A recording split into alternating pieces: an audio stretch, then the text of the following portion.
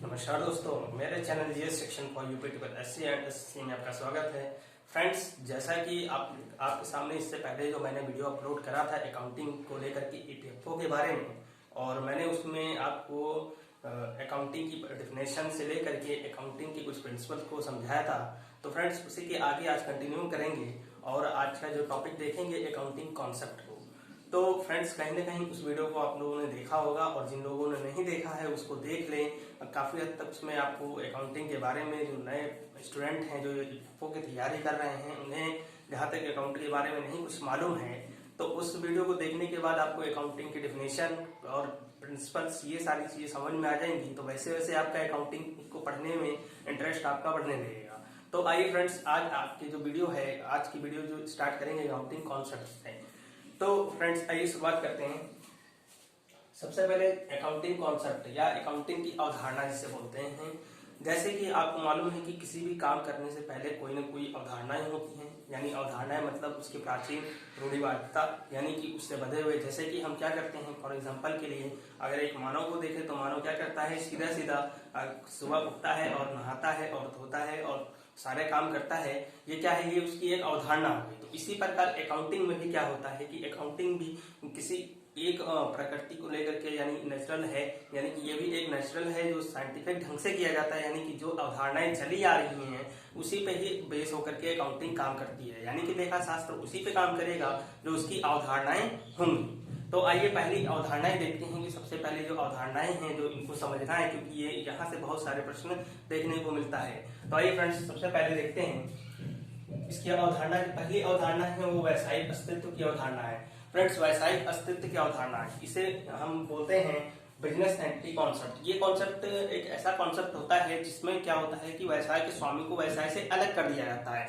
यानी कि इसमें सीधे बात किया जाए तो इस अवधारणा के अनुसार व्यवसाय और व्यवसाय के स्वामी का अस्तित्व क्या होता है, अलग अलग होता है। यानी कि जो भी कुछ भी काम करेगा, चाहे वो बिजनेस से विड्रॉ कर ले, यानी कि पैसे निकाले, चाहे वो उसमें बिजनेस में कैपिटल लगाए, उसकी जितनी भी लेखांकन होंगी, यानी जो भी उसकी अकाउंटिंग होगी, वो अकाउंटिंग क्या होगी, बिजनेस से अलग होगी, यानी उससे अलग कर दिया जाएगा और वो बिजनेस भी क्या माना जाएगा, लेनदार की भांति माना जाएगा। फ्रेंड्स, यहाँ से एक क्वेश्चन ये बनता है कि व्यवसायिक अवधारणा के अनुसार, यानी कि बिजनेस कॉन्सेप्ट के अनुसार व्यवसाय के स्वामी को क्या माना जाता है। तो व्यवसाय के स्वामी को क्या माना जाता है, क्रेडिटर माना जाता है। तो फ्रेंड्स, इस अवधारणा को समझ में आ गया होगा। इस अवधारणा जो पहली अवधारणा थी आपको समझ में आ गई होगी। तो आइए दूसरे अवधारणा पे चलते हैं और देखते हैं मुद्रा माप की अवधारणा।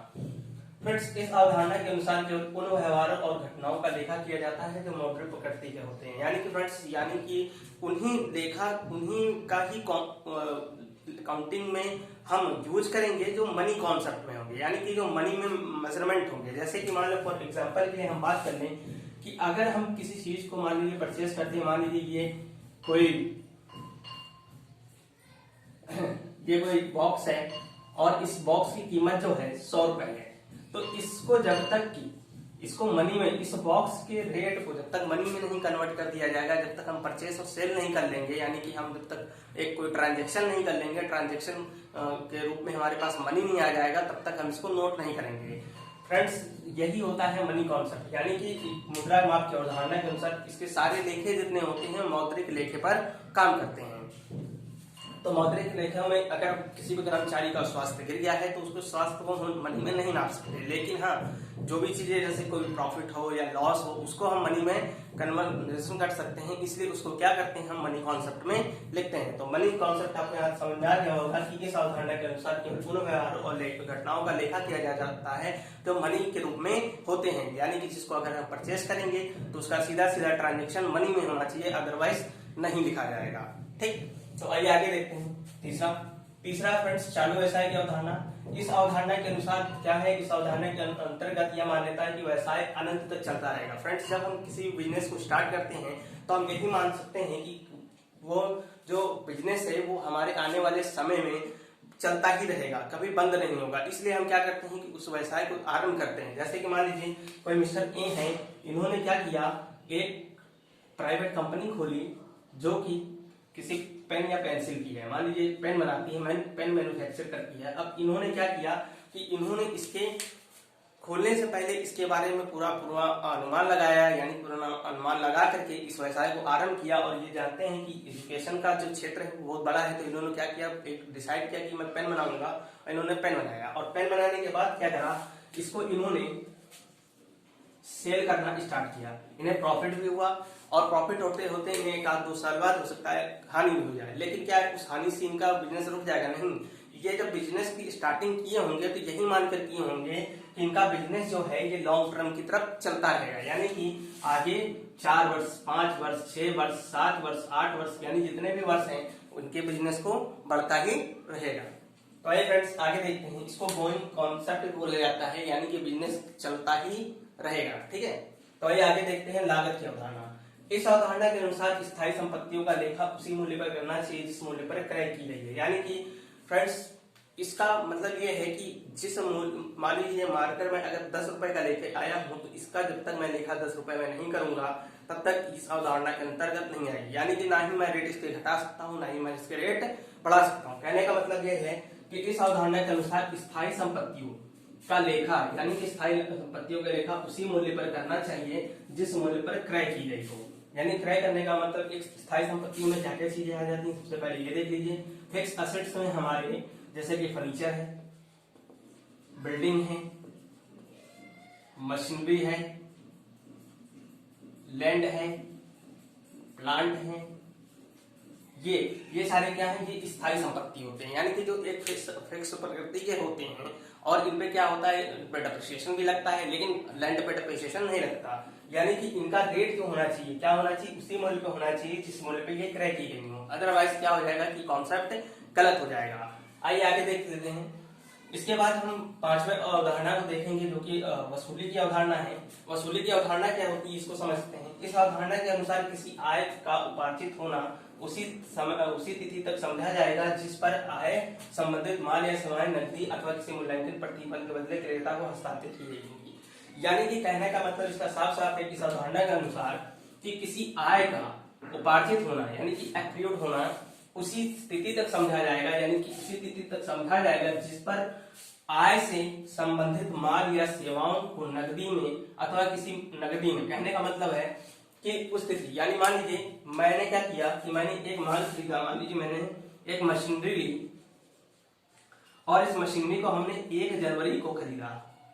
तो फ्रेंड्स इस दिन तक जितना, मतलब मान लीजिए कि 1 जनवरी को मैंने खरीदा और उसका पेमेंट उसी समय कर दिया, यानी कि उस समय कर दिया गया, और या उसके किसी मूल्यांकन प्रतिफल क्रेता हस्तांतरित, या फिर उसके बदले में हमने क्या कर दिया कि मूल्यांकन का प्रतिफल के बदले क्रेता को हस्तांतरित कर दी गई, यानी कि इस मशीनरी को खरीदा और हमने क्या कर दिया, तुरंत पेमेंट कर दिया। तो ये क्या कहलाएगा, ये कहलाएगा इस रियलाइजेशन अवधारणा। यानी कि जैसे ही मैंने मशीनरी खरीदी और खरीदने के बाद उसको हमने क्या कर दिया, तुरंत ही पैसा प्रतिफल के रूप में उसको दे दिया। तो ये किस अवधारणा के अंतर्गत आता है, वसूली की अवधारणा के अंतर्गत आ जाता है। लेकिन इसमें ऐसा होता है, वसूली मतलब समझने की बात है कि इसमें क्या करते हैं हम कि संपत्तियों और असेट यानी लायबिलिटियों का, दोनों का ही क्या करते हैं हम, दोनों का हम रियलाइजेशन करते हैं। यानी कि हम रियलाइजेशन करते हैं और ये देखते हैं कि कितना इसका वास्तविक मूल्य है, और उसी पर हम क्या करते हैं, इसको बेचते हैं और खरीदते भी हैं। तो फ्रेंड्स ये क्या है, वसूली की अवधारणा। इस अवधारणा के अनुसार किसी भी आय को उपार्जित होना उसी तिथि तक समझा जाता है, यानी कि जिस तिथि तक की मशीनरी हमने खरीदी है उसी तिथि तक की समझी जाएगी। तो फ्रेंड्स आइए आगे देखते हैं। यहाँ से बहुत इंपॉर्टेंट टॉपिक है जहाँ से पेपर में हर बार प्रश्न देखने को मिले हैं कई बार कि पूंजीगत व्यय क्या है। फ्रेंड्स इसको बहुत ही अच्छे से समझिएगा और इसको अपनी कॉपी में नोट्स कर लीजिएगा, क्योंकि यहाँ से आने वाले समय में प्रीवियस ईयर में क्वेश्चन पेपर में आते रहे हैं, तो यहाँ से भी हो सकता है कि कुछ क्वेश्चन आपको देखने को मिले। तो आइए देखते हैं पूंजीगत व्यय क्या होते हैं।